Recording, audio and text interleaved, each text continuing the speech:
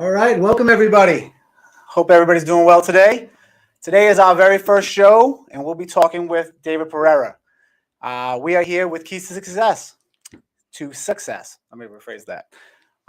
Today, we're going to talk with Dave about what he does, how he helps out in the community, where he's from. We're going to get to know all of our local business owners, and from there, hopefully, we can entice people to look into these career paths, but at the same time, how we're going to benefit you in the long run, the short run, how you can work your way through this market, navigate your way through. And that's our goal here with Dave today. So, David, tell us a little bit about yourself. Thanks for having me. I'm the owner of Troy City Mortgage here in Fall River. It's a small brokerage. We started 5 years ago, and we have about 6 employees, 7 of us, including myself. I've been in the mortgage business now for going to be 19 years. May 5th, actually. Yeah, it's coming up. 19 years. 19 years, and I'll tell you, it's flown by pretty quick. Right. So yeah, when I got into the business, it was quite different than what it is now. A lot of different loan products, no income verification, people that were just buying homes that really couldn't afford to buy homes. So it used to just be like very loose, very open. Very loose, anybody that could apply and they looked like they could pay something, they would give loans. Okay. And that was the cause of the real estate crash in 2008. Of course. So a lot of people keep on saying, hey, we're going to have a repeat of 2008. But what most people don't understand is, today's home buyers are, they're scrutinized. You gotta have good credit. You gotta verify your income, your assets. You gotta qualify for the house. Oh yeah. So today's market dynamics is a lot different than it was previously. But I'm getting sidetracked there. So so I've been in the business now for 19 years. I worked for a mortgage brokerage for 10 years here in the city. Okay. And then prior to that, I had a couple of what we call net branches. Okay. So I worked for an online mortgage company. We rented our own little office. We operated under their license out of New Bedford. And that was after my first job. I worked for a company, a big direct lender retail mortgage company. Okay. They spent millions in ads. They sponsored the Super Bowls, and oh geez, they paid for us spent a lot of money for those 30 seconds. So that was my first job.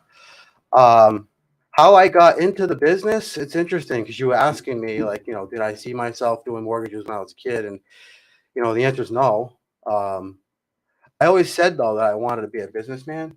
Yeah. And I wanted to kind of do some sort of business and work for myself every day and just be, right? All right, I got you. I started from the bottom.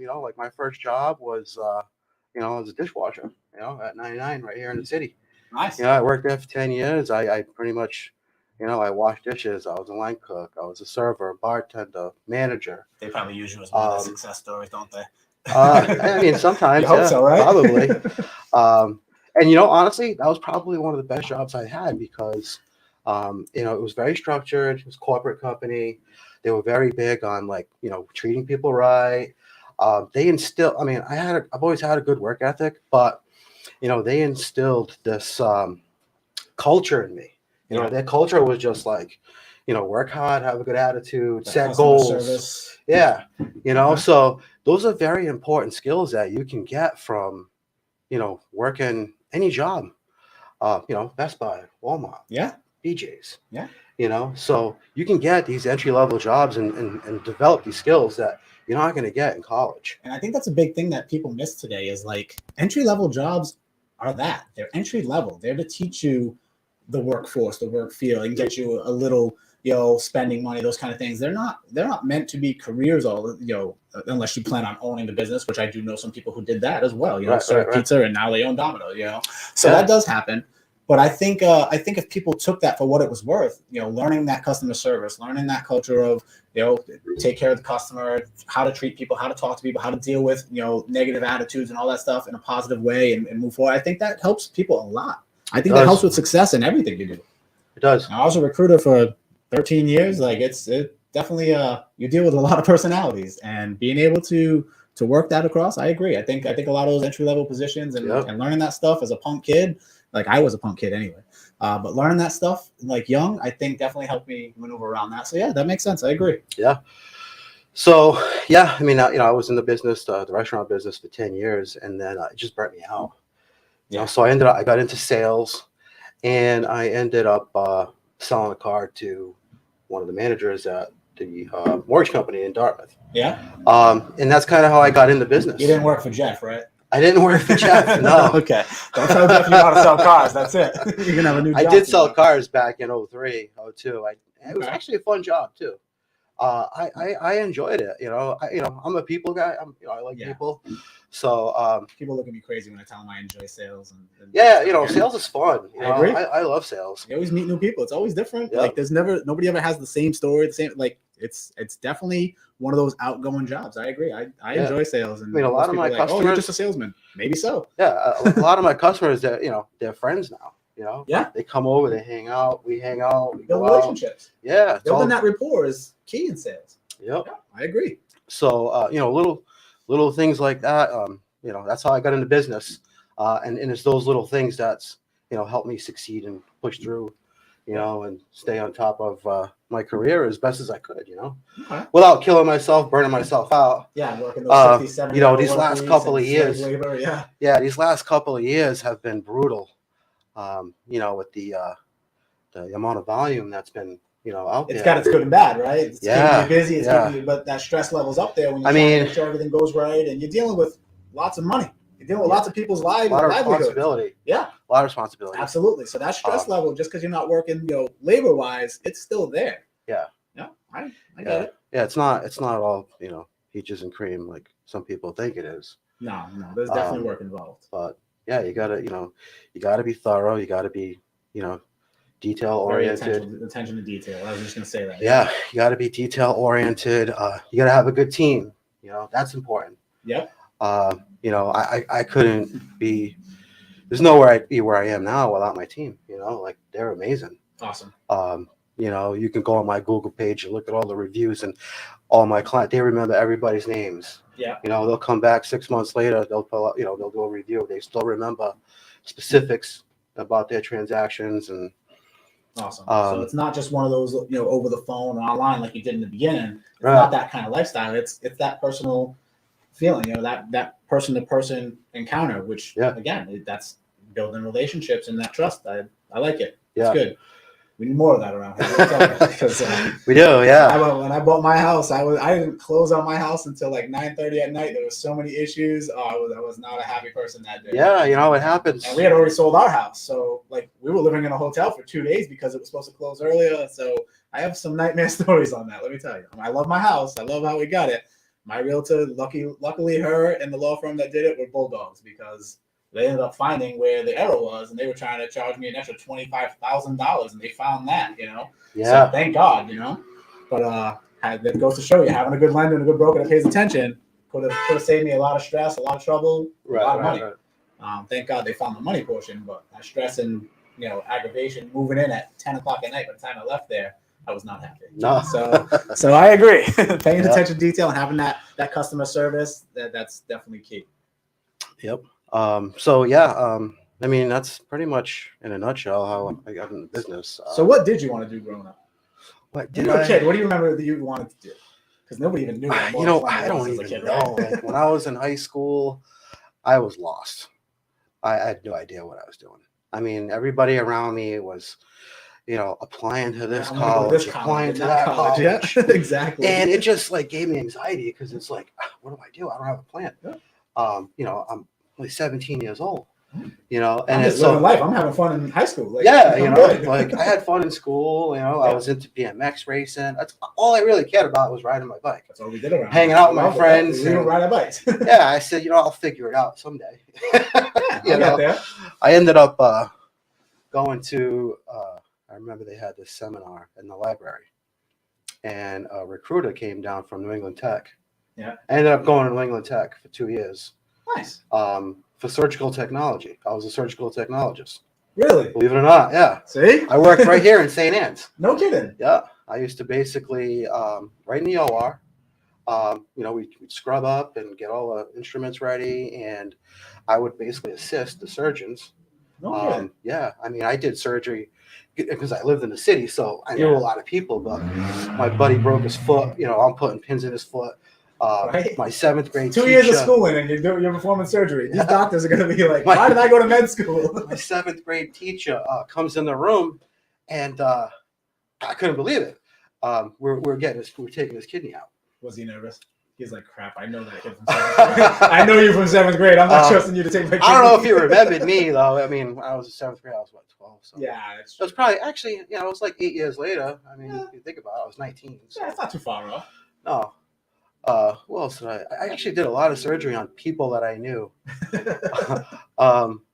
This one time I was actually working at the 99 still, and I was on call as a tech. And I get this, I had a pager. We had pagers at the time. Oh, nice. So I got a fancy one. Yeah, one of the nice I ones. forgot what it was called. So I got paged, and we go into the room, and it's one of my coworkers, a server. Oh, jeez. The son broke his elbow, broke his arm. So here I am at 11 o'clock on a Friday, putting pins in this kid's arm. But yeah, I mean, I did that for probably That's definitely a different change of pace. 6 or 7 months. And it's highly underpaid job. Highly underpaid. I mean, I would say. Went to college, got an associate's degree, and they were paying us like not even $12 an hour, $11.60, $11.70 an hour. Jesus. So needless to say, so I did it for 6 months, and then I said, hey, let me go back to the restaurant full time. And I just kind of grinded it out. I just kept my head down. You found the next thing. Always had a good attitude, and I think that's what really helped me open doors up. Just making connections with people. Awesome. Yeah, I mean, that's kind of how it all happened. I like it. So, let's see, 10 years working for the same company. Before opening up my business, I just got bored. Really? And I said, what's the next level for me, really? What can I do? So complacency kind of. Yeah, so I just kind of wanted to do my own thing, my own branding. I don't have to answer or ask anybody permission to do anything. So it's at your discretion. I wish I did it a long time ago. To be honest with you, You feel like you wasted some of those. I do. Some of those better years where you could have been this far ahead and much further. Yeah, I do. Makes sense. I wish I did it a long time ago. But I'm living life. You're not, right? Still young, Oh yeah. So I know. I don't plan on doing anything else, So why would you? No, I mean, I love my job. Right now, you love what you do. I love my career. Yeah. You got great people around you. I agree. Well, after the break, what we'll do is we'll get into some of the details and how to get into that. And then absolutely. Get into the current market and what you're doing and how to circumvent around this stuff. All right. All right. Yeah, all right. So we're going to take a quick break and we'll be back.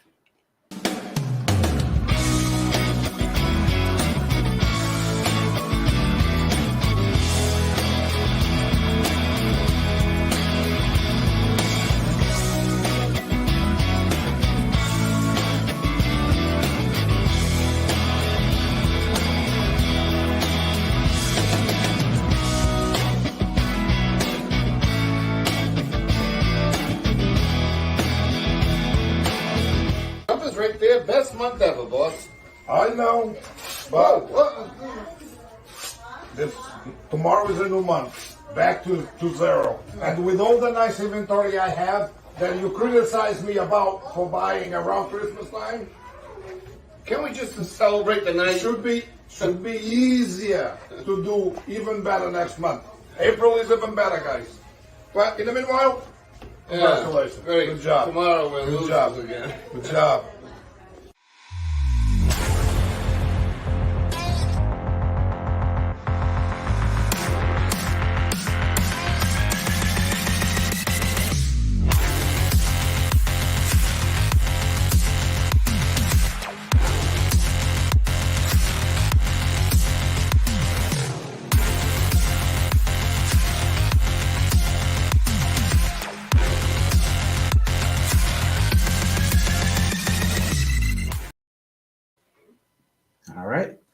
And we're back.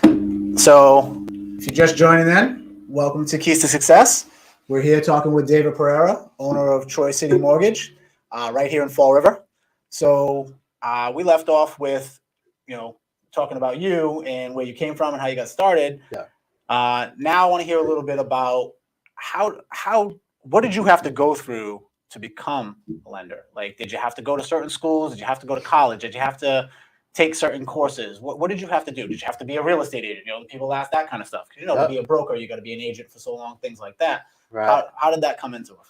Well, see, when I got into the business at that time, anybody could do it. You could literally walk off the street, apply for a job, and the next day you're a loan originator. Really? With no background checks. Yeah, I mean, I was blown away. I couldn't believe no certifications, nothing. No kidding. So, yeah, and they changed a lot. Things have changed a lot now. Well, I hope so, especially after 08. Yeah, so after 08, they really clamped down on the industry. Okay. So now to get into business, you can't have any felonies. They do a background check. You can't have any Makes sense. Any bankruptcies, foreclosures. Within like the last few, I don't know the specific. I think it's like the last 3 or 4 years. Yeah. You can't have any of those derogatories. You have to have good credit. Huh. They check your credit. They check your credit every year. Actually, That's good. they check. See They if do you're falling behind, kind of deal. They do Okay. a background check every year. They make you take fingerprints, which cracks me up because they make us go get printed like every 3 years.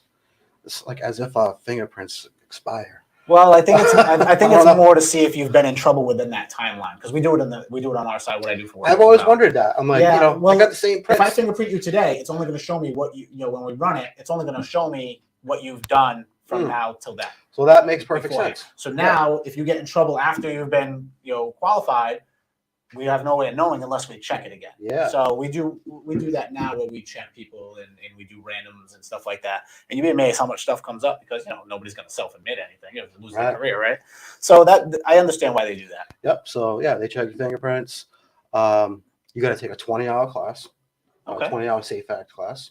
Yeah.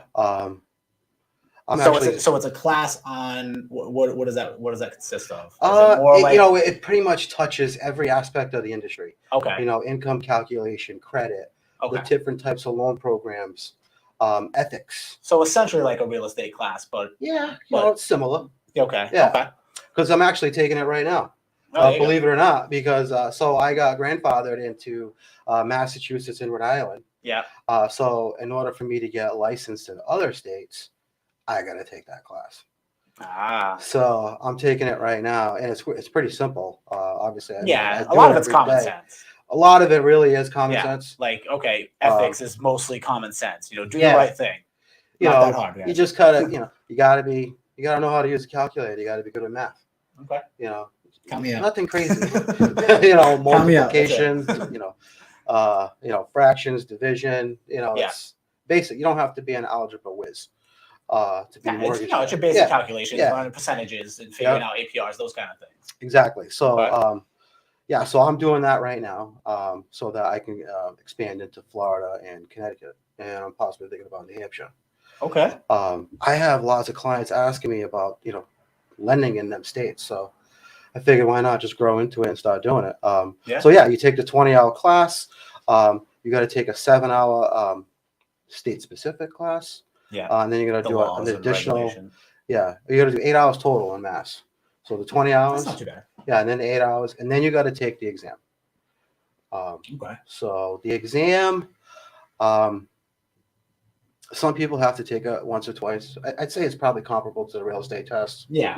Yeah. There's a lot of laws that they talk Massachusetts about. has a ton of laws too. Section this, Yeah. Reg Z. So you have to do the RESPA. laws. So when you take the exam, are those laws specific to Massachusetts, or are those laws? There's both federal and state. It's federal. I know you got Most of it's federal. but everything that you're going to do here, there's going to be some of the Mass ones. But Yeah. now, so your federal ones, are those going to apply for Florida and all that stuff, or do Yeah. you have to do a specific It's a federal state for test. them? Okay. Yep. I wasn't sure. The if they 20 had hours state universal. specific that you have to go through as well. Yeah, the 20 hours universal for every state, Okay.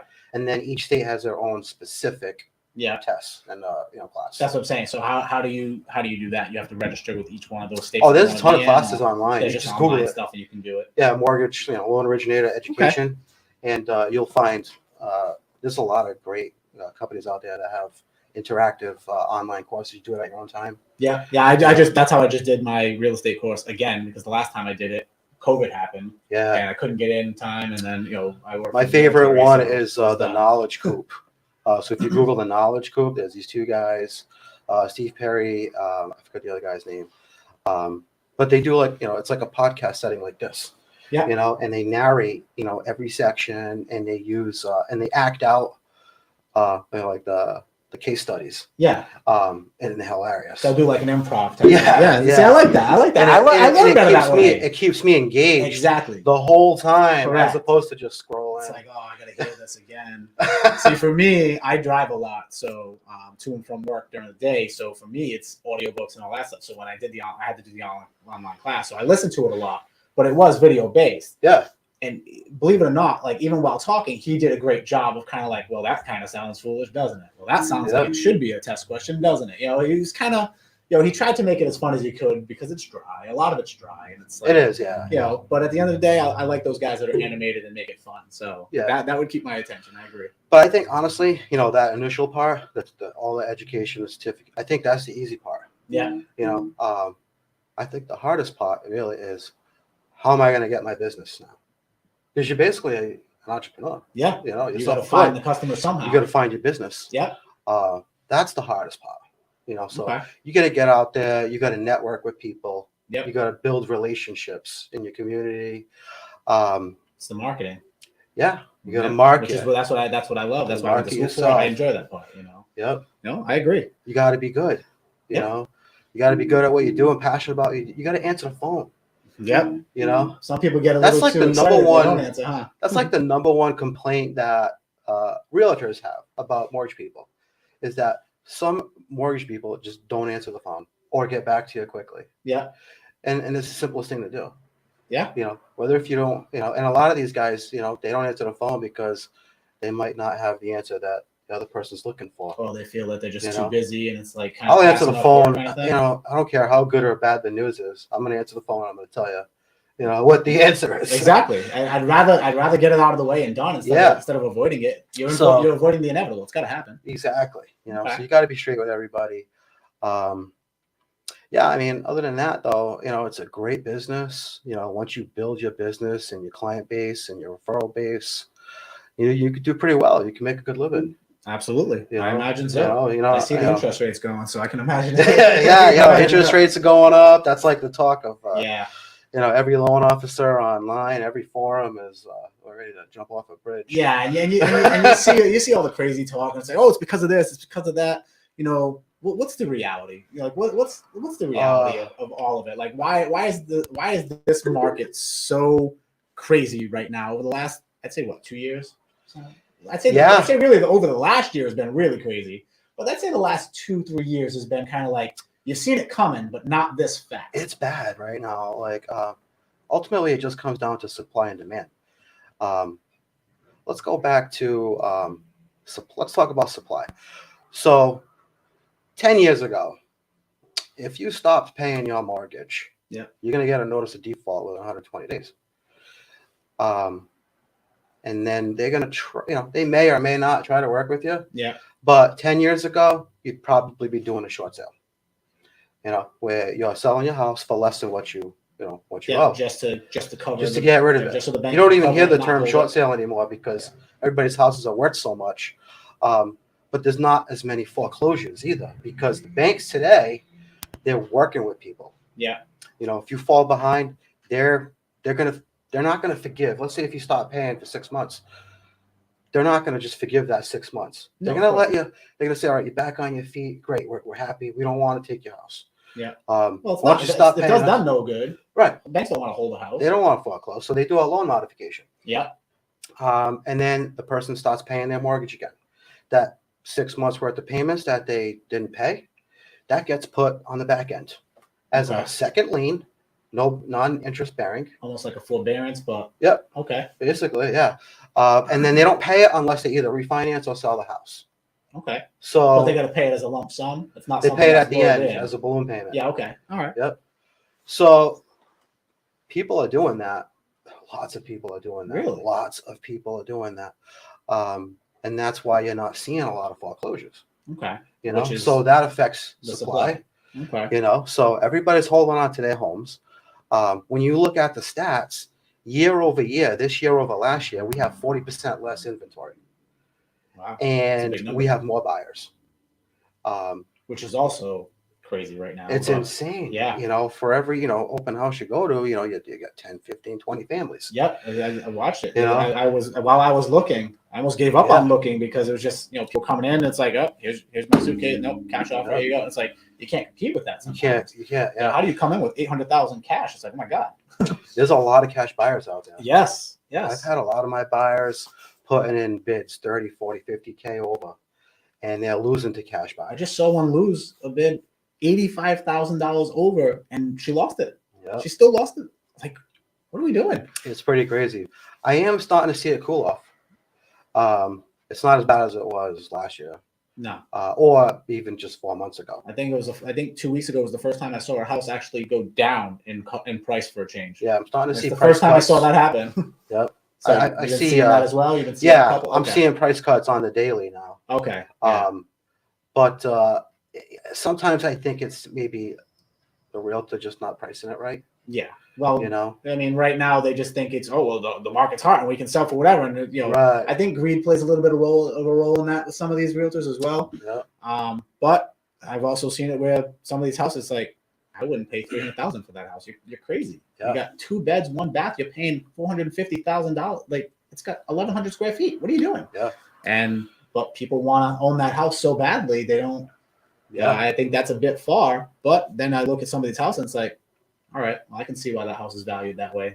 That's a beautiful house. They do great work, you know. The multifamilies in the city, there's so much demand for those. Yeah. A lot of out of towners buying. Yeah, that's the bigger problem that we're going to have, which I think that we've already seen. The out of town landlords, they're absentee landlords. There's so many factors. You know? I think that's a big problem. In the Fall future River, for us. Fall River is one of the hottest markets in the country. Yeah. I read that in a report. I'm not sure why, but I get it. And- I see it. I just don't understand why. Because I'm looking at, you're looking at, we got the 4th highest crime rate, and I'm not exactly sure that's a seller. And then you look at the school systems, and it's like, well, that's not a seller. And it's like, all right, I don't get it. And it's like, well, it's because of the train. It's like, I don't remember a train being that valuable. Yeah, you know, we got the train coming down. I mean, when that train is here, though, real estate is going to be insane.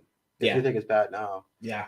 Yeah. And unfortunately, I think it's going to hurt a lot of our families. It's going to hurt people from that have been here. Yeah. I think that's going to be a big problem that we're going to face. And, unfortunately, so as a local business that knows these people. The lesson is if you can buy a house, buy it now. Yeah, there you go. Right? There you go. That's how you circumvent that issue. Buy it now because buy it now coming. and lock in. I do agree that in every market there's deals to be had. And people get caught up. Oh, it's going to crash. It's going to do. There's still deals to be made where this is reasonable. This makes sense. You know, we're looking at a few commercial properties and things like that that we want to buy and we're looking into. And I'm like, that's not a bad price. Okay, I get this cost is here. Okay, but you're still profiting, $1,200 a month instead of $1,500. But you're still profiting. Mm-hmm. Like me in particular, I don't care if I profit $1 or $1,000 or $1 million. I don't care. If I'm profiting, I'm winning. Mm-hmm. That's how I look at it. It's paying for itself. Yeah, it's still an asset. It's still an asset. Yeah. If I'm paying for it, it's not an asset. Well, it's an asset, but it's an asset to the bank. Liability. Yeah, it's a liability for me. Yeah. So when I try to tell people that, and it's like, oh, there's just not enough profit. What's enough profit? Like I never understood that concept. Profit is profit. It's not enough profit for what? Because I know your money that's in the bank right now is at what, 0.062 or something like that. Mm-hmm. So you're not making 10 cents on $1,000 in like 6 years.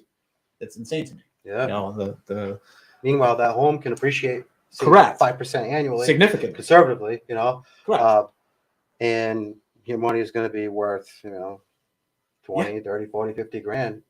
Exactly. For your So investment. unfortunately, I think that's a reality that some people need to know, and I get it. A lot of people aren't investor savvy. People are worried. Oh, I'm going to lose my money. I'm going to lose my life savings kind of deal. So I can understand that fear factor, but that fear factor is what's going to keep you from getting ahead. It is. So I hopefully that opens the eyes, some people's eyes to, you know what, I just got to take the chance and take the chance now while you're young. Because if you do lose money and you did make a bad deal, which it happens, not every deal is great, but you're young enough to work and get back there.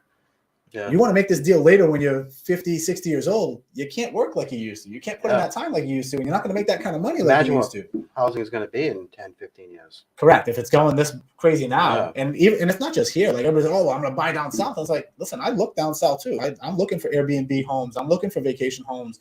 I look for that stuff because when I retire, I'm probably not staying here, at least not year round.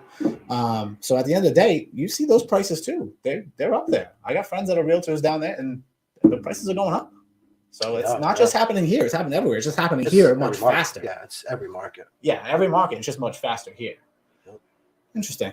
Okay. So and I think one thing that people need to be conscious about is rent. Yeah. What's rent is bad. What's your average 3-bedroom rent going for now? 1,600? 16, 17, 1,800. It's insane. That's insane. I got some people that have been where they are, and thank God they have those landlords. They got some of those old Portuguese landlords that still own the house, and they go out and cut the grass for them. Yeah, but they're not going to be there forever. But they're not going to be there forever. No. Eventually, they're going to have to sell out, or their kids are going to inherit it. It's like, I can make $500,000 in this house. I'm out. I see it happen. These landlords, they feel bad for their tenants, and they don't want to raise their rent. So you know what they do? They sell. Yeah. And then some Boston buyer comes up, and he doesn't care who you are. He just sends them an eviction notice. Yep. Oh, your rent's going up $1,000. Yep. I hear about it every single day. I see it I know firsthand family that happened to. It's a crisis. It's a housing crisis. Yep. That's what we're going through right now. What are they going to do about it? I mean, who knows? I mean, at the end of the day, I don't think there's much you can do. You can't. Rent control doesn't work. Rent control ain't going to work. Not a real thing. It's not a real factor that you can play into. I think the only thing we can really do is focus on those absentee landlord properties and make sure they're up to code. Make sure they're doing what they need to do, because that's the only way you're going to get them to pay attention to these properties and do it right for the city. If we don't do that and hold them accountable, because we see them all the time, these rundown houses we can't find a landlord. Oh, this landlord lives in Boston or Dorchester or whatever it is. And it's like, happens all the time. Hey, condemn it. It's condemned. You take it, move on. Absolutely. There's your supply. Stop letting these people just come here and ransack and rape our city. And the only people benefiting are them. And they don't even live here. They don't help here. They don't do anything here. Right. But here we are giving people tips and doing this stuff, and we got to stop doing that stuff. So I think that's a whole nother show on political side. We could talk about that for hours. Yeah, absolutely. and unfortunately, we do. You know my stance on that. Yeah, right after the show is probably what we're gonna do, because we got some issues within the city and some people stealing money. So. Another wonderful black eye for the Fall River, but unfortunately, that's the way it works, because we breed it. We allow it. Yeah. So you were asking about. So your first question was, let's talk about housing and what's going on with housing. Yep. And inflation. So, interest rates going up. So your average interest rate in January was in the 2s. Yeah. And I was supposed to refinance. Yeah. So I don't have to build an addition. Yep. A lot of people are not now. Refi applications are down 60% year over year. Yeah. Interest rates now are 3% higher than where they were. 2.5%, 2-3% higher than where they were in January. Really? Yep. So your average 30-year fixed on Fannie Freddie Mac's website was advertised at low 5s. 5.125, 5.25. They went up again today. So everybody that was pre-approved for a mortgage 3 months ago, has to revisit their pre-approval. We're seeing people's pre-approval amounts dropping by 50, 60, 70,000. Wow. Because of the payment increase. And it's not even their fault. Like, these people are probably out looking for a home, getting out there, doing all this stuff. They've been looking and doing it. Yep. And now it's just. I had a customer recently. This poor guy, great borrower, construction worker, hard worker, good credit, and saved his money. And he's just, he's getting all paid. He's like, Dave, I need to be able to, can you get me an extra 30 grand, 40 grand?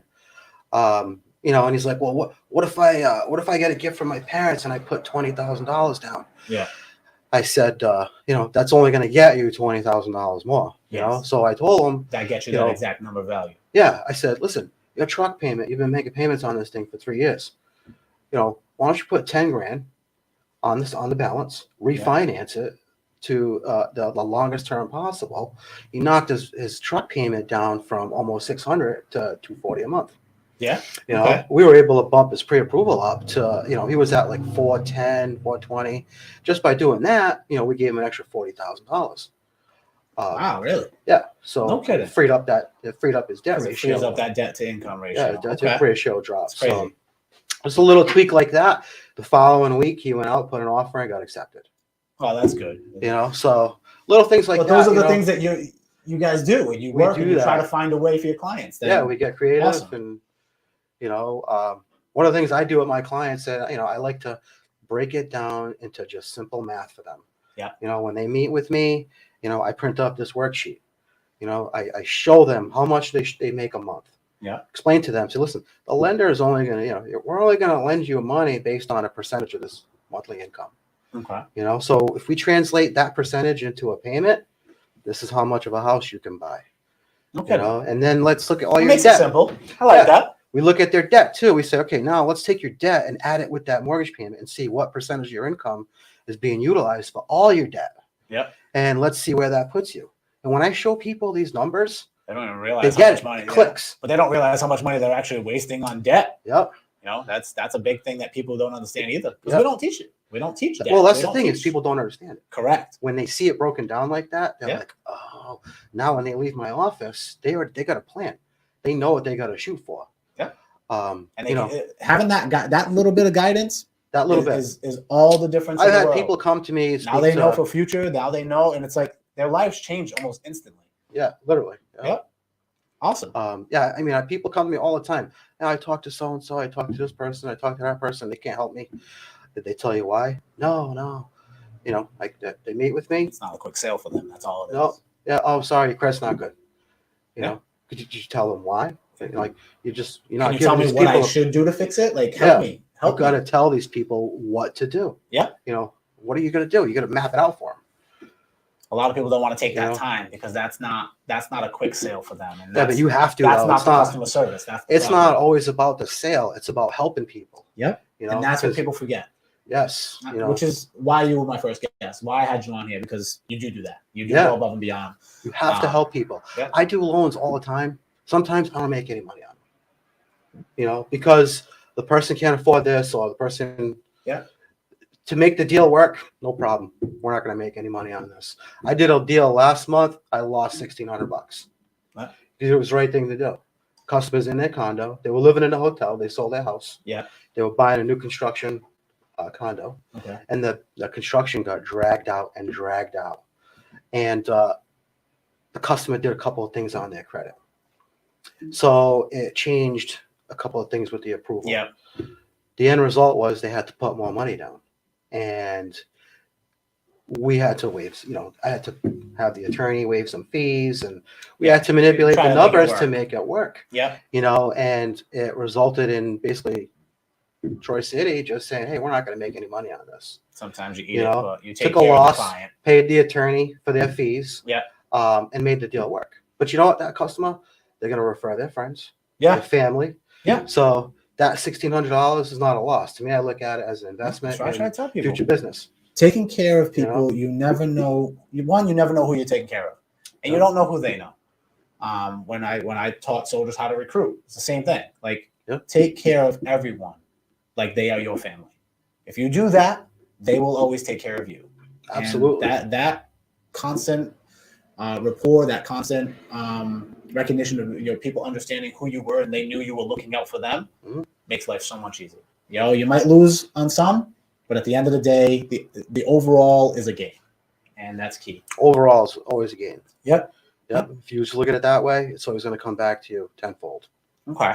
So of all the, like you deal with, I assume you get calls from realtors all day, every day, right? Yeah. And it's mostly realtors, or is it brokers that call you, or who do you normally deal with? You normally deal with a realtor?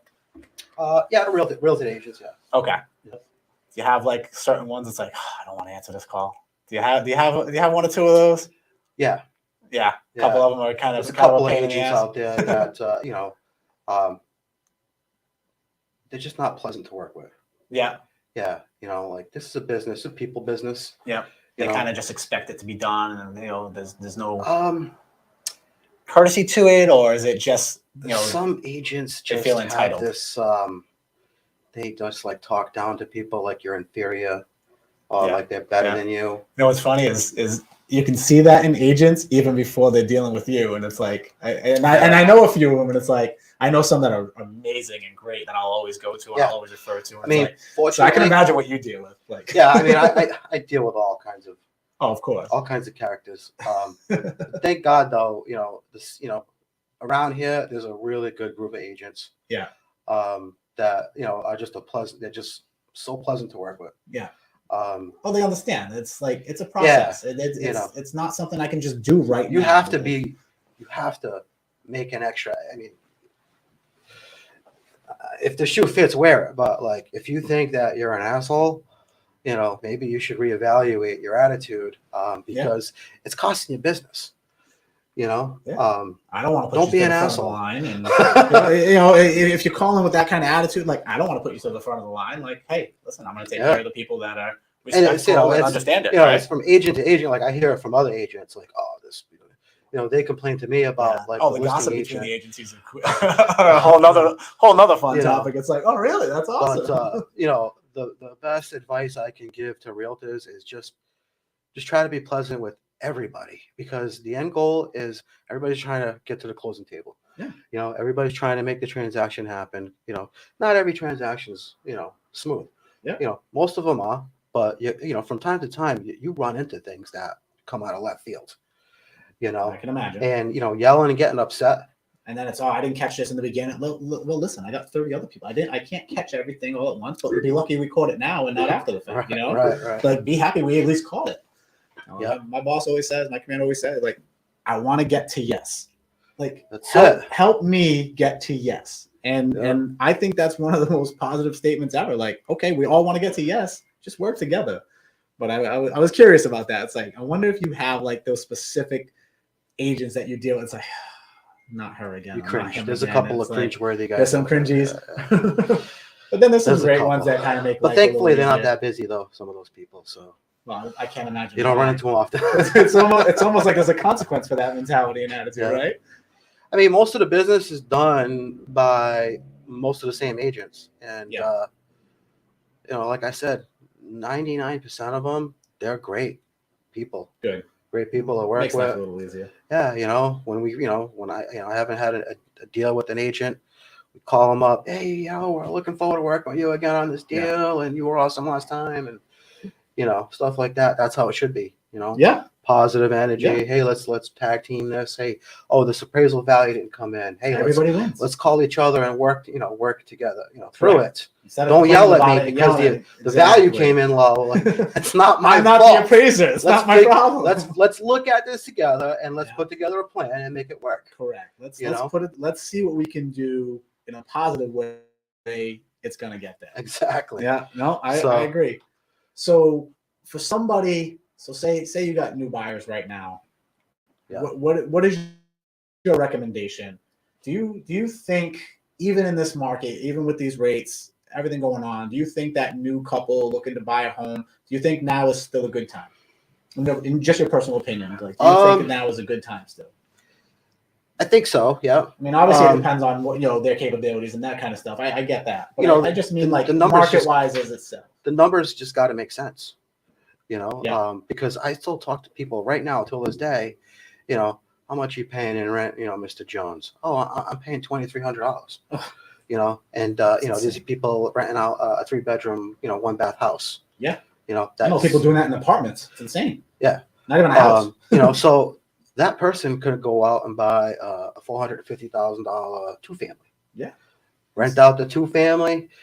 They're not going to be paying $2,300 out of pocket to cover the rest of that loan. Paying $1,150. Yeah, exactly. They'll cut their expense in half. You can buy a 3-family, and you can still live in that 3-family rent free. Correct. Rent out the 2nd, 3rd floor. Yeah. So the numbers on a lot of these deals still make sense. It's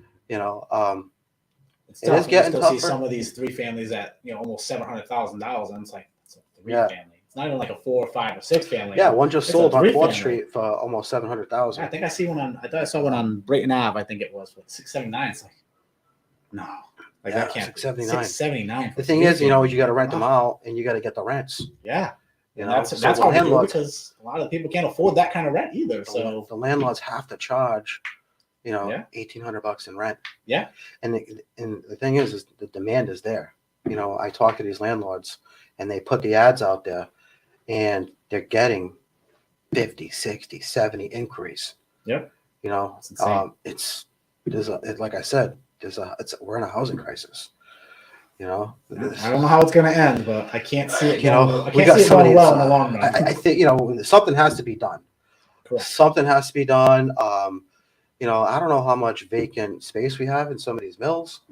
But maybe these mills. There's plenty of places with vacant space. Vacant space. We just give them up to a select few people at certain times. That's the problem. Right. We need to make it available for people that aren't the millionaires in the city to be able to come give in us, and invest.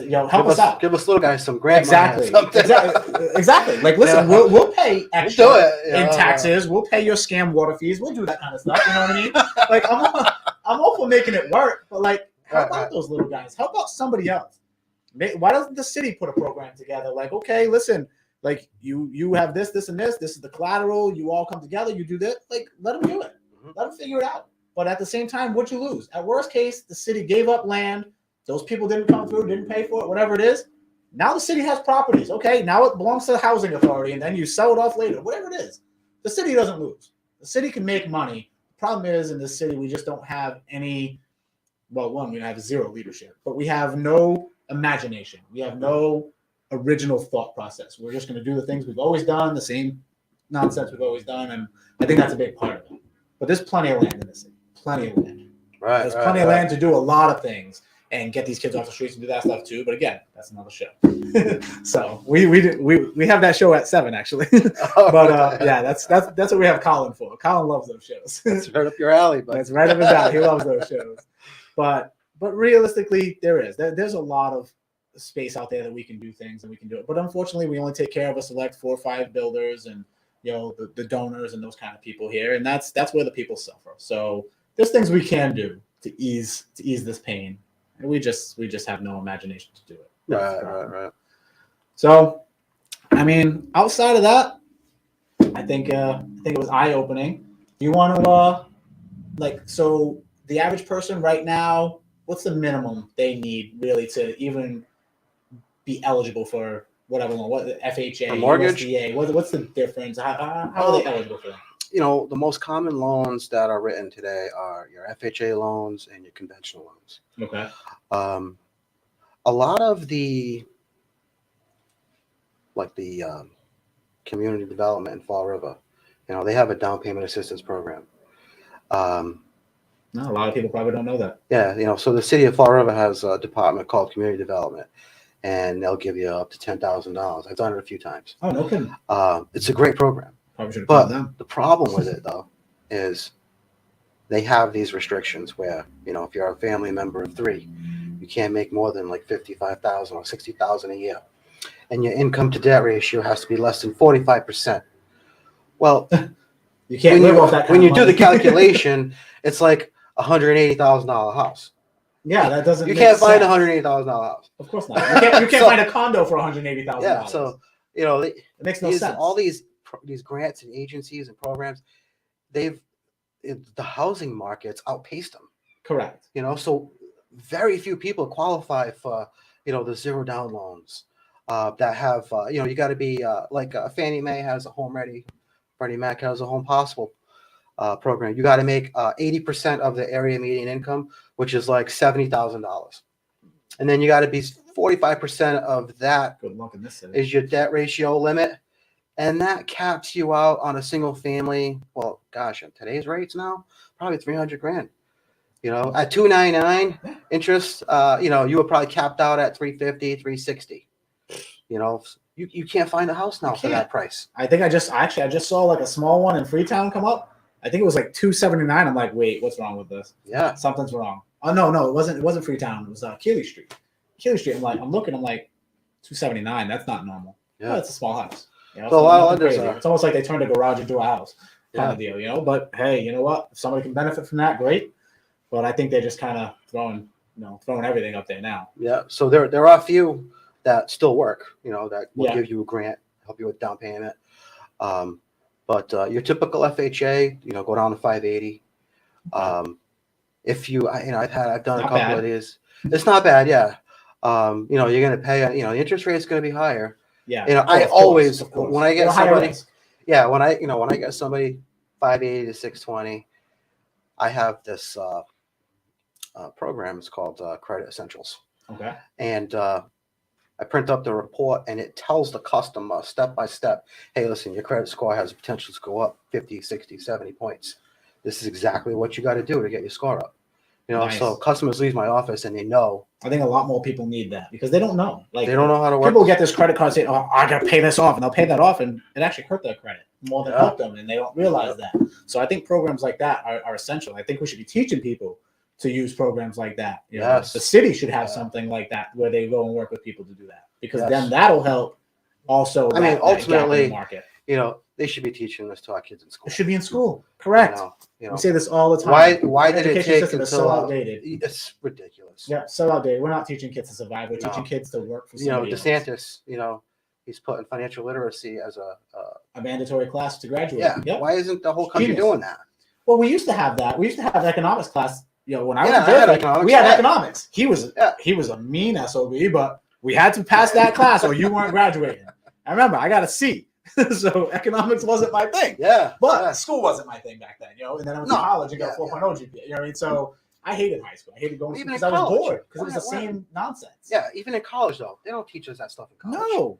No. I don't give a shit what homeboy did with sociology and this, that stuff's not gonna help me. Philosophy's not gonna help me survive. Yeah. Sociology, psychology, Yeah. You want to be a psychologist, psychiatrist? Great. It's great. It's awesome. Go help people. That's fine. But that's not. But making that mandatory for people to go to college and have to take, I'm not here for that. I'm here for business, marketing, management. I don't care about the history of rock and roll. Why do I have to take this class? I know music. I love music. Yeah. I don't care to learn about who wrote what and who fought with who. I don't care. So I agree. I think our education systems, even in college, is definitely hurting. People just don't know. Yeah. So if you go to my website, I got tons of blogs and lots of material and literature on how to prepare yourself to buy a house. What's that website? So people. TroyCityMortgage.com.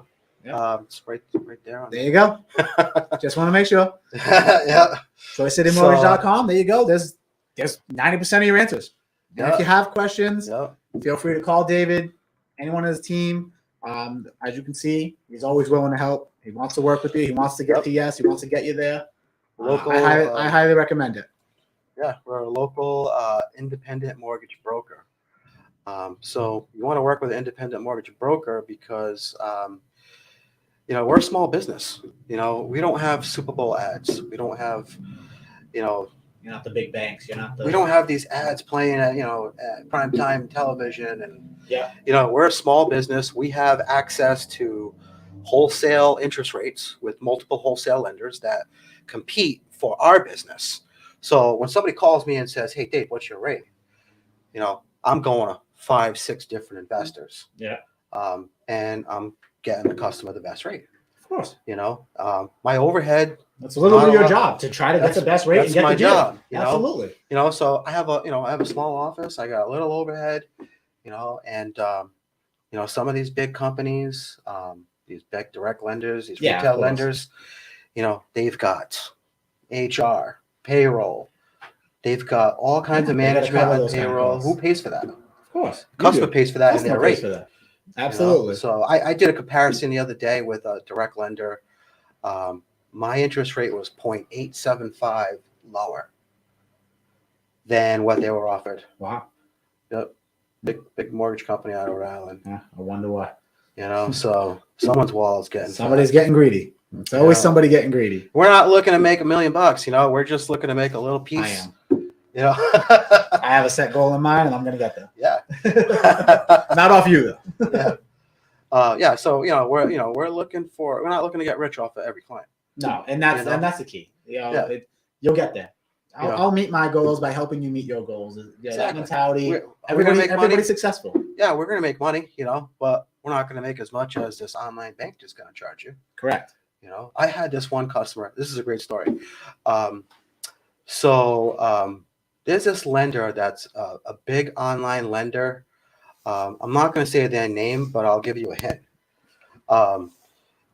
It's something that Elon Musk built and flew out of space with. Okay. Right? Okay. So if you could put that together.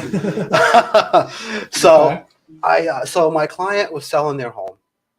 And so I reached out to the listing agent and said, hey, I'm just curious, who's the buyer working with that's buying, so-and-so's house?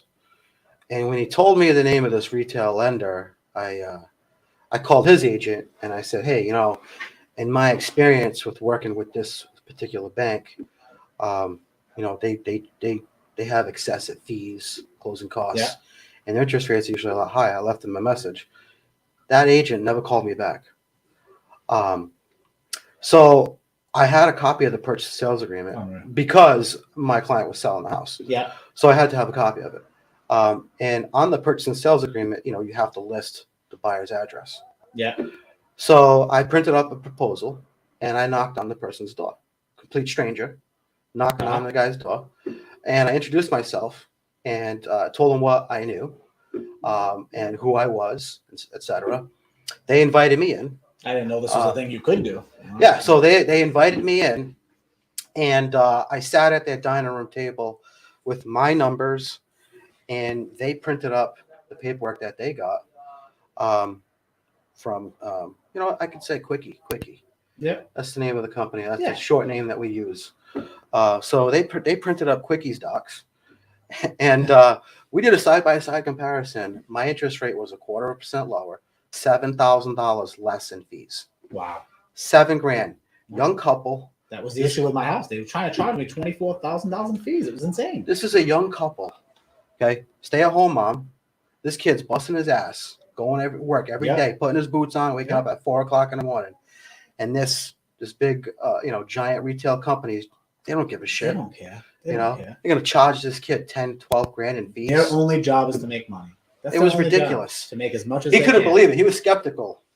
Well, yeah. I showed him my I said, it's like it's right here in writing. So look, this I get it. I'm a stranger knocking on your door, but I showed him my website. I showed him all my reviews. Is it just that his agent for not funny? I did tell him about that. But he actually left me a review on my page and specifically detailed everything that happened. That's awesome. Agents do better.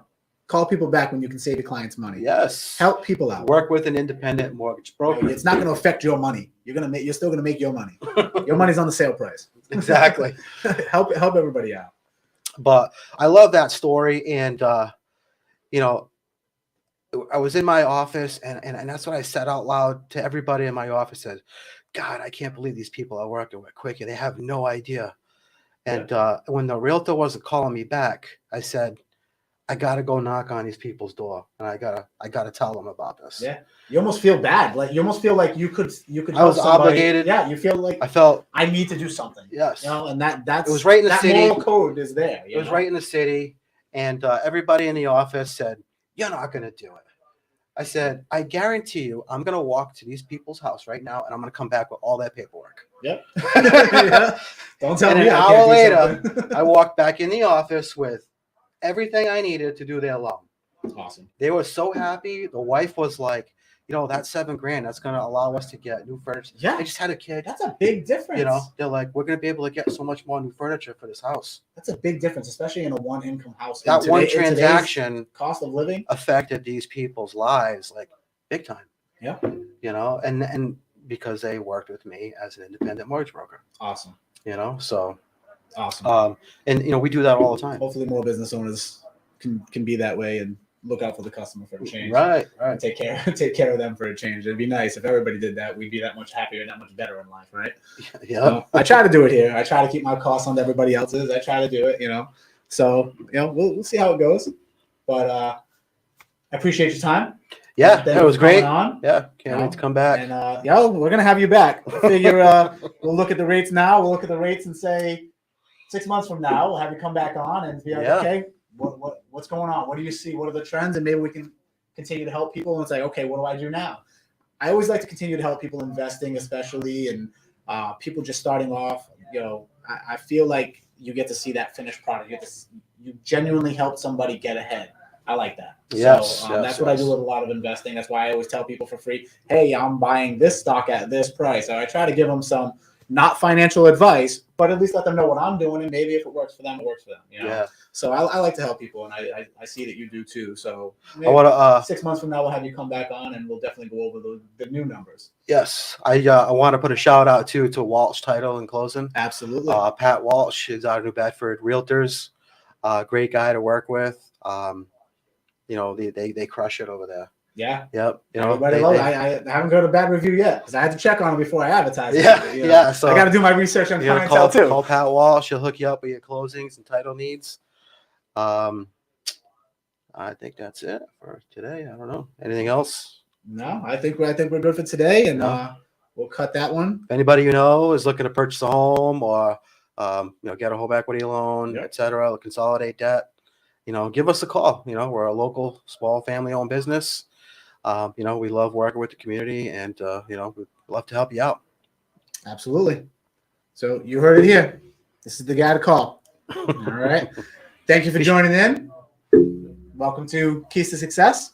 Wasn't so bad, right? No, it was great. Yeah, I had a good time. Yeah, not too bad. We didn't have Jeff here. We didn't get too personal. There wasn't a lot of F-bombs. It wasn't so bad, right? Yeah. Jeff didn't come crashing through No, the glass Jeff. door. We'll work on it. We're gonna get Jeff here. We'll figure that out. But thanks for chiming in. Appreciate your time. Feel free, leave a comment, leave a review. Let us know how we did. Let us know what we can do better. But if you're looking for that, lending need, no matter what it is, buyers, sellers, investing, whatever it is, this is your man. Give him a call. Thank you.